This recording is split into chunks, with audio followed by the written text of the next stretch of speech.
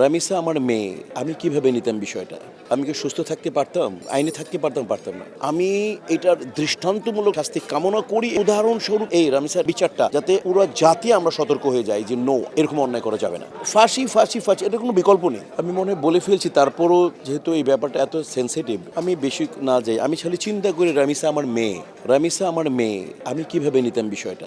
আমি কি সুস্থ থাকতে পারতাম? আমি কি আইনে থাকতে পারতাম? পারতাম না। তো আমি যেটা বললাম যে রামিসার বাবা যেটা বলেছে, রামিসার বাবার কথাগুলো স্ক্রিপ্টের মতো। আমি আগেই বলেছি যে মানে স্ক্রিপ্ট সাজানো থাকে না আমাদের।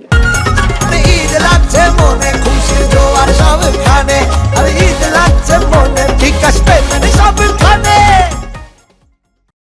ওর ভিতর যেটা বেরিয়েছে, এটা গোটা জাতির কথা বেরিয়েছে, এবং এটা নিয়ে আমরা এর আগে থেকে বলে আসছি যে রামিসা কেন, রামিসার মতো কেউ এর পৃথিবীতে কোনো নারী যাতে কখনো কখনো মানে এরকম এক্সপিরিয়েন্সের কাছাকাছি না যায়। আমি এটার দৃষ্টান্তমূলক মানে শাস্তি কামনা করি, এবং আমার বিশ্বাস যে পেপার পত্রিকা দেখলাম গভর্নমেন্ট অত্যন্ত সিরিয়াস, এবং এদের অলরেডি রেজাল্ট দেওয়া হয়েছে এক সপ্তাহের মধ্যে, এবং এদের পরপর এটার মানে মূল চূড়ান্ত রায় চলে আসবে। তো এটা উদাহরণস্বরূপ এমন একটা মানে উদাহরণ সৃষ্টি করুক এই রামিসার এই মানে এই বিচারটা, যাতে পুরো জাতি আমরা সতর্ক হয়ে যাই যে নো, এরকম অন্যায় করা যাবে না। ফাঁসি ফাঁসি ফাঁসি, এটা কোনো বিকল্প নেই, এটা কোনো বিকল্প নেই।